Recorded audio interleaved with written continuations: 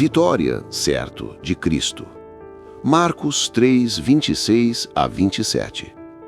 E se Satanás se levantar contra si mesmo e for dividido, não pode subsistir, antes tem fim. Ninguém pode roubar os bens do valente, entrando-lhe em sua casa, se primeiro não amarrar o valente, e então roubará a sua casa. Nos versículos de Marcos 3, 26 a 27, Jesus explica que as divisões internas levariam à destruição de um reino ou de um reino demoníaco. E ninguém pode roubar algo de alguém forte sem antes o prender ou amarrar. Ele usa esta metáfora para refutar a acusação de que expulsava demônios pelo poder de Beelzebu, o príncipe dos demônios, argumentando que Satanás não se levantaria contra si mesmo, pois isso levaria ao seu próprio fim. Introdução. A Escritura afirma a existência das forças do mal. Ela deixa claro que o diabo existe e quer nos destruir. Ela diz que os inimigos da igreja são espíritos perversos, numerosos e mais poderosos que o ser humano, que são astutos, inteligentes e têm domínio sobre o mundo imerso em pecado. A Bíblia também ensina algo mais, algo que não tem sido suficientemente compreendido e enfatizado pelo movimento de batalha espiritual. As forças do mal já estão derrotadas. Na cruz do Calvário, Cristo ganhou a batalha final contra as hostes espirituais do mal. Isso é o que veremos nesta lição. A vitória de Cristo descrita. Em vários textos, a Escritura descreve a vitória de Cristo em termos diferentes. Vejamos algumas das principais passagens. A serpente esmagada.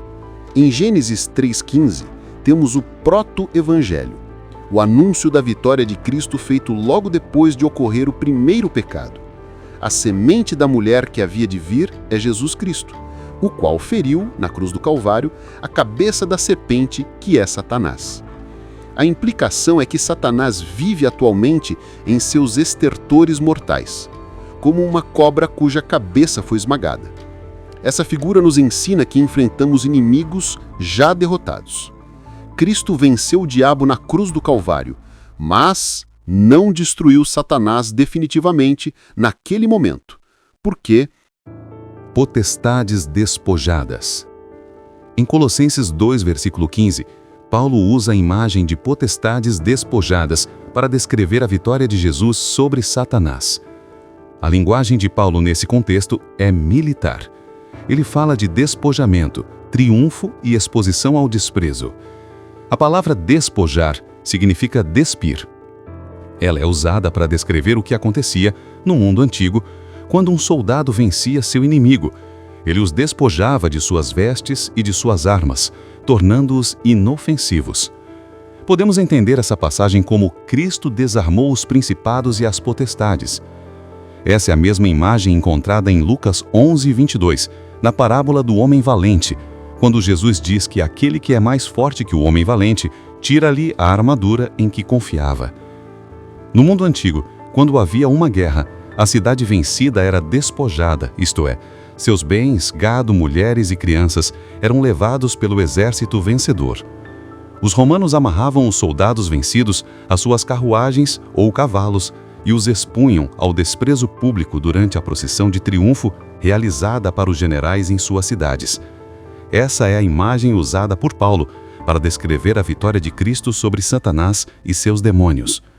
O inimigo já teve sua casa saqueada pelo que é mais forte do que ele, que o amarrou e o desarmou, além de tomar seus bens, as pessoas sob seu poder. Paulo não podia ter usado imagem mais clara para descrever a vitória de Cristo sobre Satanás e seus demônios. Exorcismo cósmico. Em João 12, 31 a 33, Jesus afirma que será expulso o príncipe deste mundo, que nada tem a ver com Cristo e está debaixo do juízo de Deus. Trata-se de Satanás. Jesus diz que agora o príncipe deste mundo será julgado e agora ele será expulso. João não narra nenhum caso de expulsão de demônios em seu evangelho. Para ele, o exorcismo básico, e do qual dependem todos os outros realizados por Jesus, foi a expulsão de Satanás realizada por Jesus na cruz. O agora a que Jesus se refere em 12:31 é explicado nos versos seguintes, quando Jesus menciona a sua morte e os efeitos dela. Quando lemos essas passagens de João juntas, percebemos que a morte, ressurreição e ascensão de Jesus formam um momento decisivo da vitória de Cristo sobre as trevas. No capítulo 12, Jesus revela que, com sua morte e glorificação, é chegada a hora, é chegado um momento da expulsão do príncipe deste mundo. A hora e o momento se referem ao clímax de um processo que começou com a vinda do Messias a este mundo, em sua encarnação e ministério. Satanás foi amarrado no momento em que o reino de Deus surgiu. A morte, ressurreição e ascensão de Jesus são os eventos que terminam de amarrar Satanás. A cruz de Cristo é o exorcismo mais radical e profundo já realizado. Ali, Satanás foi expulso de sua posição de autoridade sobre este mundo. Vale lembrar que a expulsão de Satanás não significa a cessação definitiva de sua atividade maligna, mas uma severa restrição a ela. Ele continua sendo o príncipe deste mundo, mas é um príncipe julgado e condenado. No retorno de Cristo, sua expulsão e derrota serão totais e definitivas. A morte da morte. Em Hebreus 2:14-15, o autor usa outra imagem para descrever a vitória de Cristo sobre Satanás. Ele destrói aquele que tem o poder da morte. Em outras palavras, o texto diz que Cristo, por meio de sua morte, destruiu o diabo, ou seja, tornou-o inoperante e ineficaz. Em Hebreus 2:14, aprendemos que Jesus tomou o poder que o diabo tinha sobre a morte. Ao dizer que Jesus destruiu o diabo, o autor de Hebreus não está dizendo que Jesus deu um fim à existência do diabo, mas que anulou e desfez seu poder sobre a morte. O diabo foi o primeiro pecador e o primeiro a tentar alguém a pecar. Como o salário do pecado é a morte, nesse sentido o diabo tem o poder de causá-la. Além disso, ele aterroriza a consciência das pessoas com medo da morte. Por meio de sua própria morte, Cristo livrou das garras da morte aqueles que são seus, que são a verdadeira descendência de Abraão, os seus irmãos, o povo de Deus. O poder do diabo de causar a morte daqueles que estão em Cristo foi reduzido a nada, pois os pecados deles já estão punidos em Cristo. Embora aqueles que estão em Cristo morram fisicamente, eles ressuscitarão para a vida eterna. O valente amarrado. A parábola do homem valente já foi mencionada, mas é importante observá-la mais de perto. Os adeptos do movimento de batalha espiritual interpretam a parábola do homem valente como uma estratégia missionária dada por Cristo à igreja. Antes de a igreja poder entrar em uma área para evangelizá-la, deve amarrar os espíritos territoriais, o homem valente, que ali habitam. Só então poderá resgatar as pessoas, os bens do homem valente, que estão sob domínio de Satanás. Outras passagens vistas por eles como ensinando essa estratégia são Mateus 16:19 e 18:18. Mas a parábola do homem valente não ensina isso.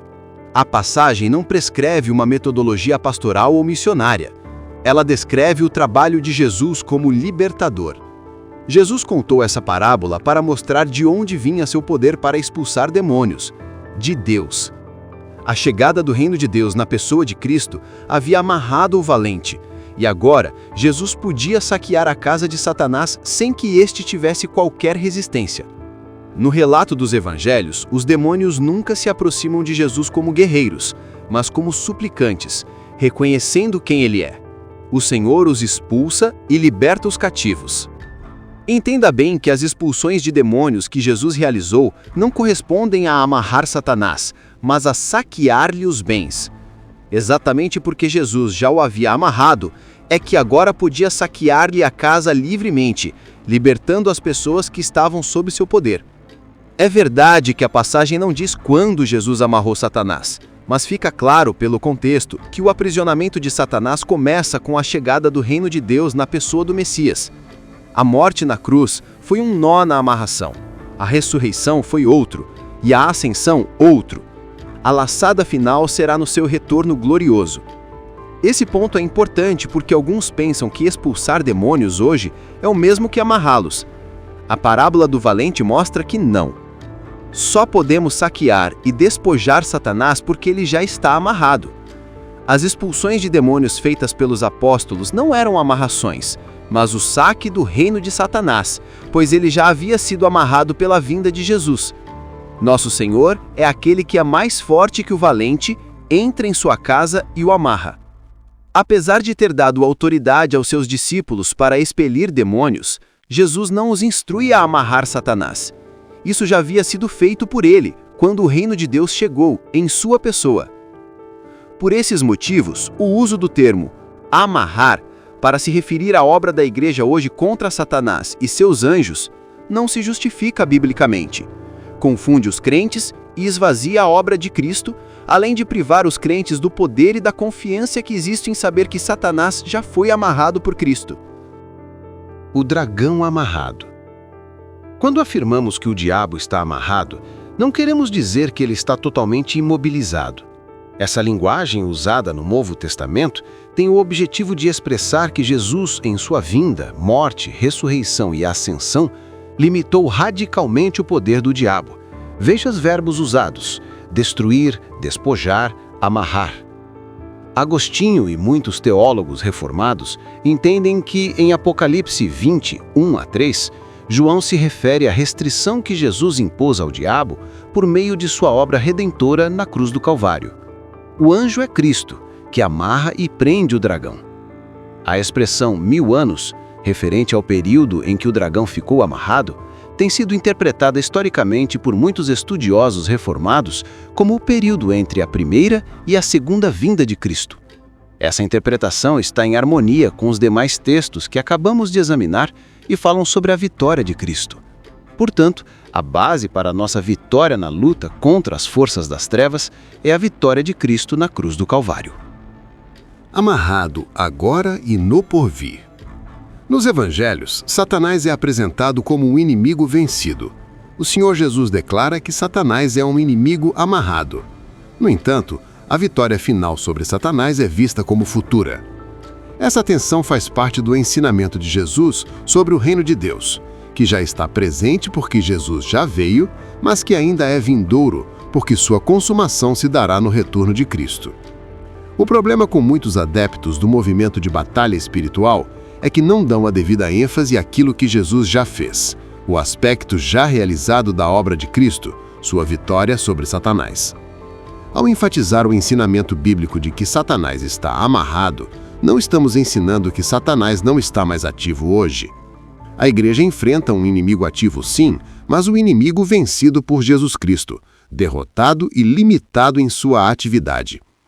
É uma serpente, sim, mas sua cabeça está esmagada. É um leão que ruge, sim, mas acorrentado.